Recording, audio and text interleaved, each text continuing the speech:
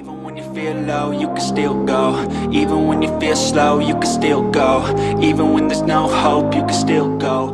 In this episode, I'm gonna go over the range that we're gonna get on this scooter, and we're gonna go over the top speed, and I'm also gonna take you through awesome, beautiful downtown Austin. So opening the box, the first thing you're gonna notice is the quality and the packaging and the time that they took to put this together. At $4,000 price point, this is kind of what you would expect. I would be disappointed if it was any less. The scooter comes wrapped in foam. If you see here, I have to use two hands in order to get the scooter out from the foam. It's so encased. Putting the scooter together is easy breezy. Just lift the bars, put this clip in place, screw it down, and it's a solid connection. Going over the box here, this is gonna have our additional fender for the rear. You got a toolkit in here, and the headlight is in here if you decide to use the rear fender. The tools are quality. The charger is well packaged. It is an 8 amp charger, a high quality charger. It weighs a lot. And to me, when I feel something that weighs a lot, that means quality. Not always, but in this case, it is. Putting the handlebars together, guys, too simple. 4 bolts, anybody can do it. Headlight, single bolt, all day long. You got this. So real quick, we're going to do a free spin on the wheels here. This is a no load spin. I want to see how fast the wheels turn without a load and without any kind of aerodynamics playing a part in how fast these wheels turn. Ultimately, what that free wheel spin does is it kind of gives you a rough idea of what the scooter or the device can do when it has a rider on it. Let's check it out. All right, let's go up here, turn this sucker on. All right, here we go. We go mode 4, got our miles per hour. We are in dual wheel mode here, as you can see. Thumb throttle. Let's check it out. Here we go. Woo!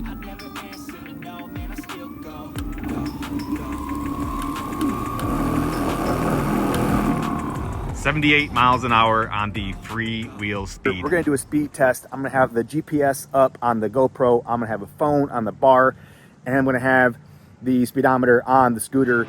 Let's get to it.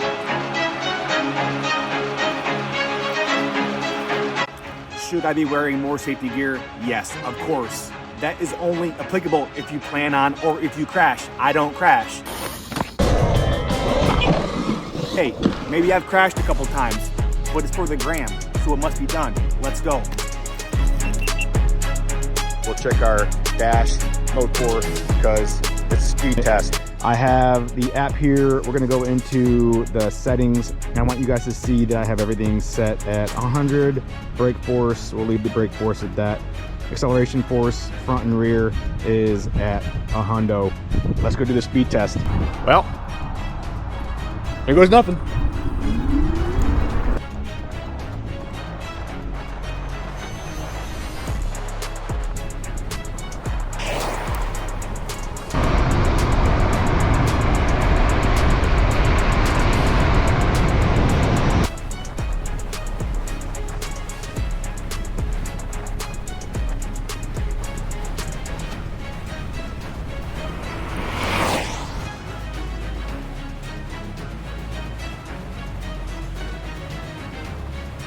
All right, so we got 58.8 miles per hour on the speed test. Advertised speed on this scooter is 68 miles an hour, and I'm about 200 pounds of pure steel. I need to find out where that extra 10 miles per hour is hiding. When I find out, I'll let y'all know. But as of right now, top speed, 58.8, damn near 60. I need to find out where those extra couple miles per hour are hidden at. I'm gonna contact the people at INMOTION and see what I need to do differently in my settings maybe. Oh, we got an e-scooter bro right here. Let's go meet him real quick. I just saw him pull out.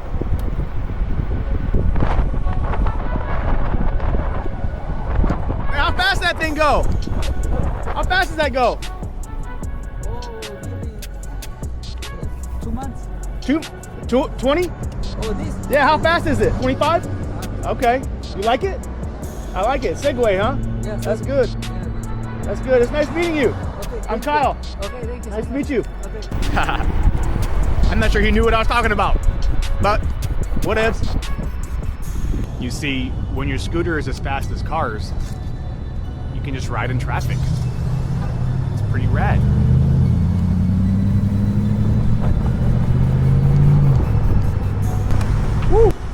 I will say though, with this much power, it's easy to start riding like an idiot. I'll say that.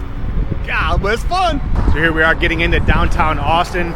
Still at 3 bars on the battery. I think the initial battery bar was lost on the speed runs, which were, that's acceptable. Throughout this trip into downtown right now, I've mostly been in mode 3 on the dual wheel mode, so front and rear, because why not? The one thing I want to iterate to you guys is the sense of freedom that these electric PEVs, the scooters, the unicycles, all the things, the one wheels, the sense of freedom that these give you. They're low maintenance, they're fun, they're not super expensive, and you can get everybody in your family one for not a huge amount of money.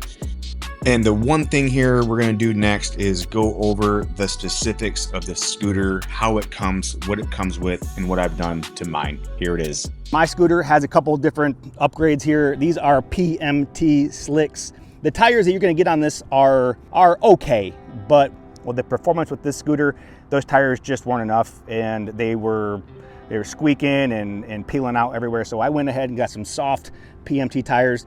They're about $100 each. And they're gonna wear out faster than those other tires, but you know, whatever. These are just an upgraded brake. I don't even know if it's even upgraded. It's just rainbow slick. Any chance that I get to put rainbow slick on something, I'll do it. Moving up here, the bars are adjustable. So with this, you can take these Allens, loosen these Allens up, and these 2 stanchions can go up and down to adjust the height of the bars dependent on your height and where you wanna ride. So for me, I am 5'10". I got mine set at right at about 4.5 in the middle there. The headlight on this scooter, not great. The headlight is very, very narrow, and I'll put a demonstration of the headlight right here, right now. It's very narrow, it's not a wide beam. But one thing that you can do is you can, if you wanted to, wire in a separate headlight with a more wide beam, or just go on the Amazons and get a headlight, and you can mount it anywhere in here on your bars. I have some different grips. These are just some Amazon grips. They're about 20 bucks. And these bars, I'll put a link in the description if you guys want different bars. The bars that come on the scooter stock, I was not a big fan of, because 2 reasons. One, the rise was too high and the sweep was too far back, right?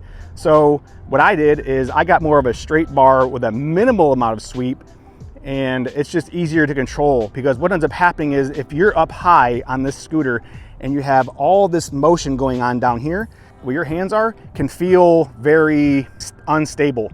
So the more stable I can make it, the better. And by doing that, I can adjust the steering dampener down here. I can shorten this ride height, and I can get a shorter bar, which is going to make this feel more rigid as you're riding around on the streets. Coming in here on the battery. So the battery, you can charge this if you have 2 chargers. You can charge it, you can put 2 chargers up to it. I just have the 1 charger and it does fine. It charges in about 8 hours from empty. The folding mechanism here is pretty simple. You just loosen this nut and pull this red lever down, and the whole handlebars will collapse. For me and in my purpose, I have it in here nuts tight, just because I don't ever fold the bike up. I don't take it in my car. It stays like this all the time. So I wanted this to be as tight as I can. But if you're somebody who's traveling with this thing, then folding the bars down is totally an option. But for me, I don't put it in my car. I don't take it places. It's got enough range. I can get just about anywhere I want in the city. Check it out. So it has front and rear suspension, as you can see in here, and it is adjustable a little bit. It's slightly adjustable, and it does make a difference in the ride quality if you adjust the suspension. And this is the only scooter that I've seen that has the adjustment in the ride height. And right here with my ride height, I have it set to the lowest. I don't take this off-road. This is a street only, as you can tell by the tires, a street only scooter. So I got it in, I would call like sports car mode or whatever. And it's the lowest. You just pull that pin out and drop the shock, put the pin in the lowest setting, and you're good to go. So aside from the one complaint that I have with the horn here, sometimes it works, sometimes it doesn't. That's the one problem I have with the horn. That's it. You get one burp, that's it. Horn don't work no more. The other complaint I have is the kickstand. The kickstand in its lowest setting is too long to work as a kickstand. When the kickstand is down and the bike is in its lowest setting, the kickstand is too long and the bike chips over. there's no lean to it. So what I had to do is I came in here, I took this all apart, I cut the kickstand in half, put the bottom back on in order to accommodate the lean so that the scooter doesn't tip over. So INMOTION, if you can, in the next iteration, I can't believe this hasn't been addressed, make sure that the kickstand is adjustable enough to accommodate the bike's ride height in all different levels. This step right here, this step is very, very convenient because this bike has so much speed and so much torque, you almost have to use this step in order to brace yourself if you're taking off fast. And it's not just a piece of plastic. This step it's rigid. It is damn near part of the frame. So having this step right here really helps in acceleration and balance as you're riding through the streets and on some of these bumpy terrain. These are Zoom brakes. They're not super expensive brakes, but they do the job on this bike. The one thing that I would upgrade if you could, and if you get one of these, is the pads. The pads in here seem to wear out very, very, very fast. So if you just go on the Amazons or a scooter shop, you can find brake pad replacements for these.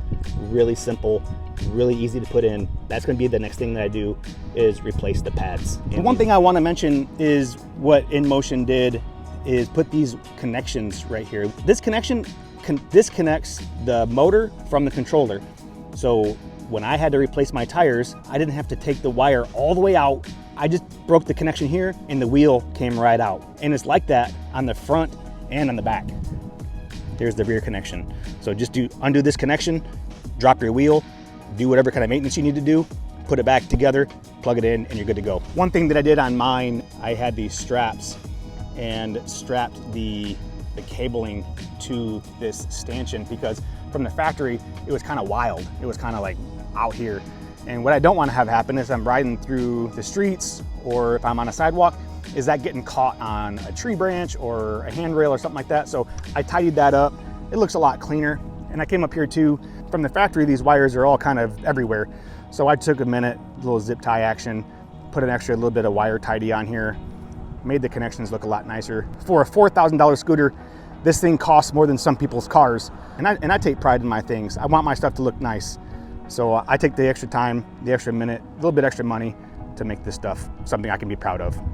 And the one thing that you can't see from outside of the bike is what's inside the bike. I mentioned earlier it's a 40 amp hour battery, and that's a pretty significant size battery. The bike weighs, or I keep on calling it a bike, the scooter weighs about 130 pounds or so-ish.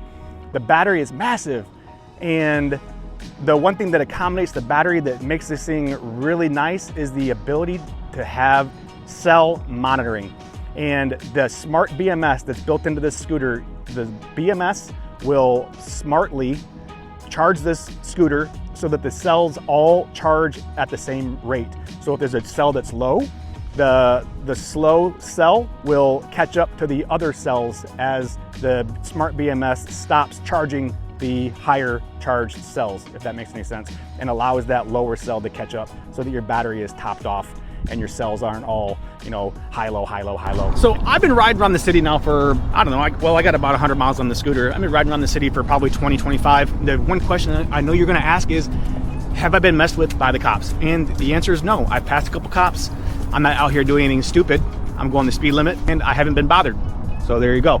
So the scooter has 4 modes and it has the 2 power modes, right, for the hub motor. What I found just in everyday inner city commuting, let me take my glasses off because I like to be able to talk to you. In everyday city commuting is mode 2 with both hubs activated is more than enough for getting around on these 40-mile-an-hour streets in downtown Austin or maybe around your neighborhood or whatever. It is plenty. Mode 3 and 4 with the dual hub motor initiated, that's just rocket ship mode. This thing, if you're not hanging on, it's gonna pull your arms out of the sockets. I am not kidding. It is powerful and it's fast. So for everyday bopping around, mode 2, I like both hubs on just because they're there and that's what it's for. And I like the performance. I like the takeoff. If you wanted to get extra range on the scooter, let's just say you're trying to go as far as you can, yeah, then absolutely put it in the single hub mode and you're gonna extend your range exponentially just because you're using 1 motor and not 2. Simple. All right, y'all, I got glasses marks on my face. So I tried pulling up the INMOTION app and it looks like the app has some wrong information in there. Maybe I need to update the software or something like that. But I did have the mileage recording on the Relive app, and we went 23 miles, and I have 2 bars left on the bars. So I went 23 miles. I'm 200 pounds, like I said earlier, 200 pounds pure granite, chiseled marble, and we have 2 bars left. We went 23 miles, and I was probably doing an average speed of 25 to 30. I did the speed runs on there, and we still have 2 bars left. So I would say if you are doing a conservative amount of riding at a conservative speed, you're probably going to get roughly 55, 60 miles if you were to baby this thing, you know, in the lower mode on one motor. I was in dual mode the whole time because that's what we're going to do. That's what we buy this thing for, right? To go fast, have fun. I'm not really buying this thing for a ton of range. I want to have fun on it. Probably you do too. And that's the end of the video. Thank you for watching. Holla at your boy. Later. My buddies from work are here at a pickleball tournament at Bolden Acres. Let's go inside and check it out. Who's here to watch the games? Thank you. This one I just got the 60. Oh, those are INMOTION too. Yeah. Oh, you know about these? Yeah, I saw it online actually.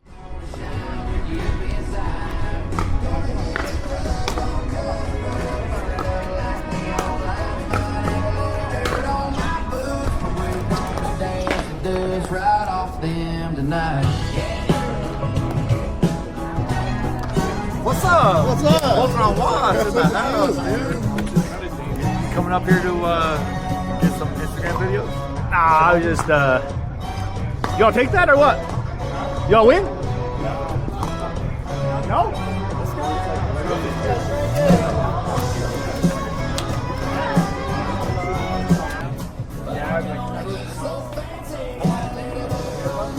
Like 2 minutes? 2? No, it took me it was to get to. Insta 360. Is it recording?